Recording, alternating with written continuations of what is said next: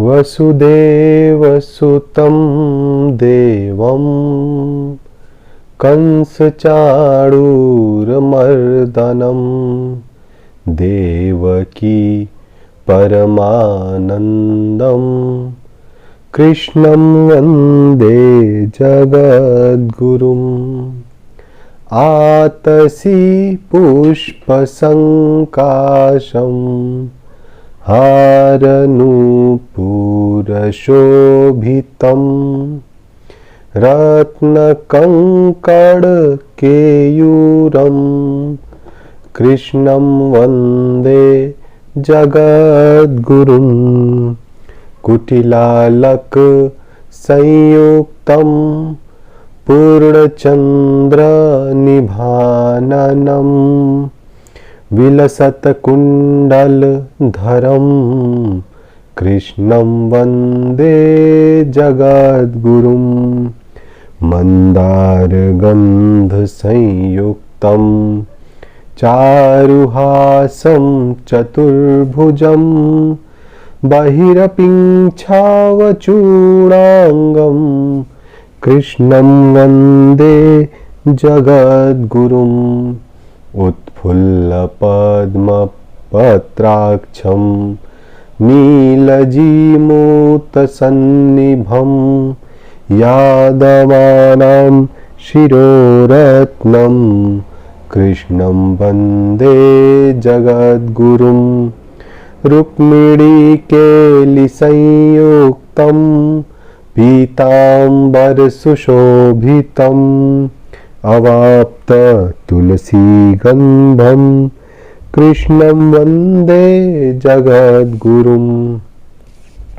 गोपिकानां कुचद्वन्द्वा कुङ्कुमाङ्कितवक्षसं श्रीनिकेतं महेश्वासं कृष्णं वन्दे जगद्गुरुम्। श्रीवत्साङ्कं महोरसकं वनमाला विराजितं शङ्खचक्रधरं देवं कृष्णं वन्दे जगद्गुरुं।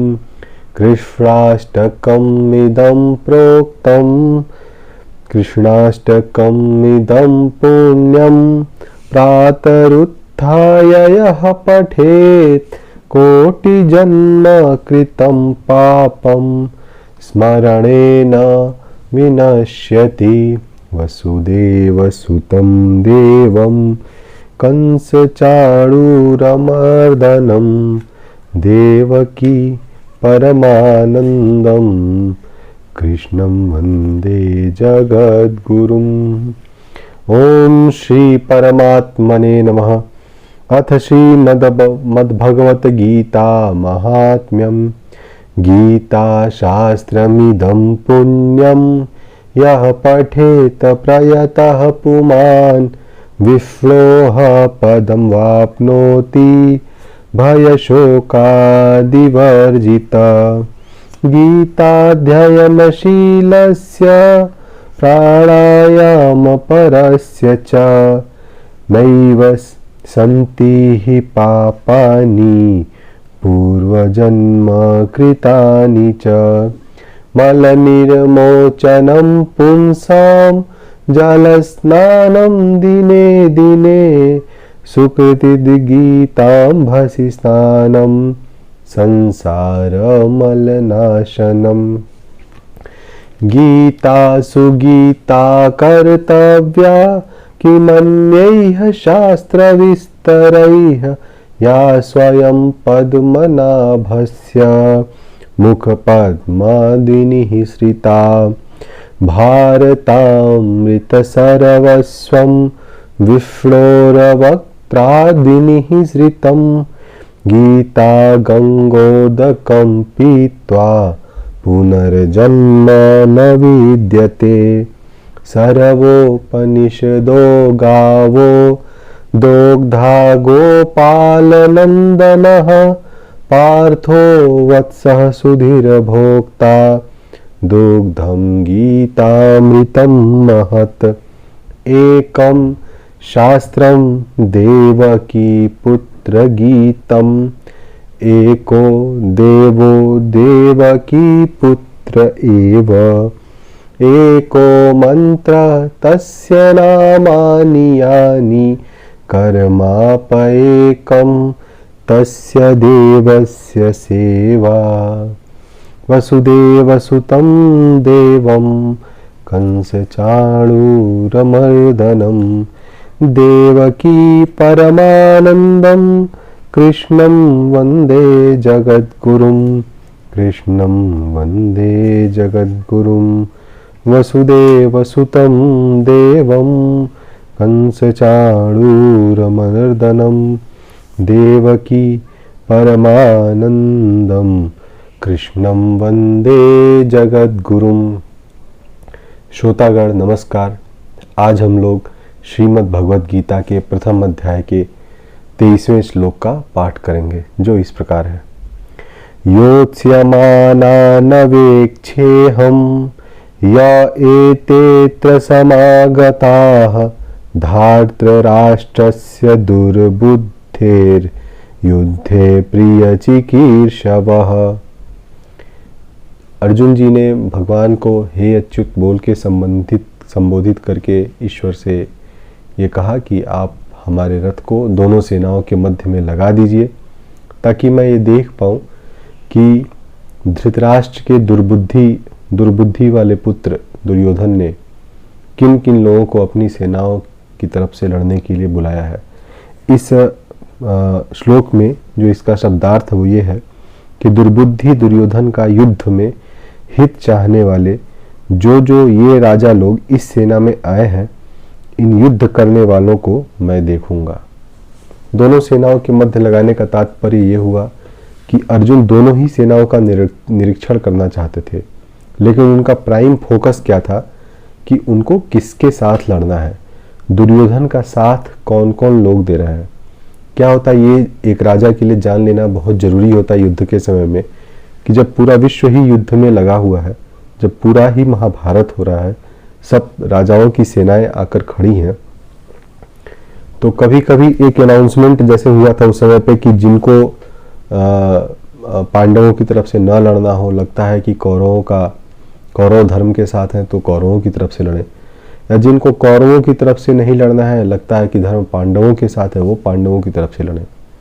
तो एक राजा की दृष्टि से, एक जिम्मेदार पांडव होने के नाते अर्जुन ने पहला कर्तव्य समझा कि मैं ये देख लूं कि दुर्योधन का साथ इस युद्ध में कौन कौन लोग दे रहे हैं। ये देखना इसके लिए भी जरूरी है कि क्या कोई ऐसा तो नहीं जिसको मैं सोच रहा हूँ कि दुर्योधन की तरफ से लड़ रहा है और वो मेरी तरफ आ गया हो, या कोई ऐसा तो नहीं कि जिसको मैं सोच रहा हूँ मेरी तरफ है और वो दुर्योधन की तरफ चला गया हो।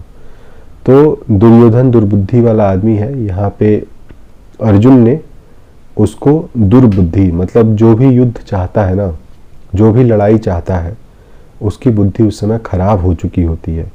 तो ये जो गीता में शब्द इस्तेमाल किए गए हैं, बहुत ही अच्छे अच्छे शब्द हैं। हमको यही सीखना चाहिए कि जब भी लड़ाई झगड़े का माहौल बने तो समझिए जो भी लड़ाई झगड़ा चाहता है उसकी बुद्धि दुर्बुद्धि बन गई है, मतलब खराब बुद्धि बन गई है। मतलब ये तो स्पष्ट है इस श्लोक से कि अगर आपकी बुद्धि अच्छी है तो लड़ाई झगड़ा कभी नहीं होगा, और अगर आपकी बुद्धि दुर्बुद्धि बन गई है तो लड़ाई झगड़ा अवश्य होगा। तो भगवान देखिए हम लोग को, सब लोग को एक बुद्धि देकर ही भेजते हैं, और उस बुद्धि का जब आदमी सदुपयोग करता है और जब बुद्धि अच्छी अवस्था में रहती है तो आदमी का जीवन मंगलमय और सही से चलता रहता है। लेकिन कभी कभी क्या है, वो बुद्धि दुर्बुद्धि में बदल जाती है, मतलब बुद्धि खराब हो जाती है, तो आदमी लड़ाई झगड़े पर उतर आता है। तो यहाँ पे अर्जुन ने कहा है कि धृतराष्ट्र के दुर्बुद्धि वाले पुत्र। अब अगर इसमें बहुत ही स्पष्ट रूप से कहा है कि जो कौरव थे वो 100 भाई थे, 100 में से एक युत्सु तो पांडवों की तरफ से लड़ने के लिए आ गए थे, उन्होंने कौरवों का पक्ष छोड़ दिया था। अब बचे 99। वो 99 में एक ही जो है दुर्योधन है जिसकी बुद्धि खराब हो गई है, और उसके पीछे बहुत सारे उसके साथ देने वाले भी युद्ध के मैदान में आके डट के खड़े हो गए हैं दुर्योधन की तरफ से। तो इसमें न केवल ऐसा है कि अगर हम दुर्बुद्धि वाले का साथ भी देते हैं तो ऐसा जरूरी नहीं है कि उसी की बुद्धि केवल खराब है। दुर्बुद्धि वाले का साथ देने में जो साथ भी उसका दे रहा है, इसका मतलब उसकी भी बुद्धि खराब ही हो गई है। तो बहुत अच्छे से इन्होंने कहा कि दुर्बुद्धि दुर्योधन का युद्ध में हित चाहने वाले, मतलब धार्त राष्ट्र दुर्बुद्धे यहाँ पे जो शब्द यूज किया गया है कि धृतराष्ट्र के दुर्बुद्धि पुत्र दुर्योधन के बारे में यूज किया गया है। तो उसकी बुद्धि उस समय खराब थी और जितने लोग उसके पक्ष में लड़ने के लिए आए थे, अर्जुन उन सबको देखना चाहते थे। क्या पता कल युद्ध के बाद आके बोले, अगर जीवित बच गए तो, कि नहीं हम तो आपकी तरफ से लड़े थे, हम पीछे जाके खड़े हो गए थे, आपने देखा नहीं होगा, हम भी बहुत बाण चला रहे थे, कुछ भी हो सकता है।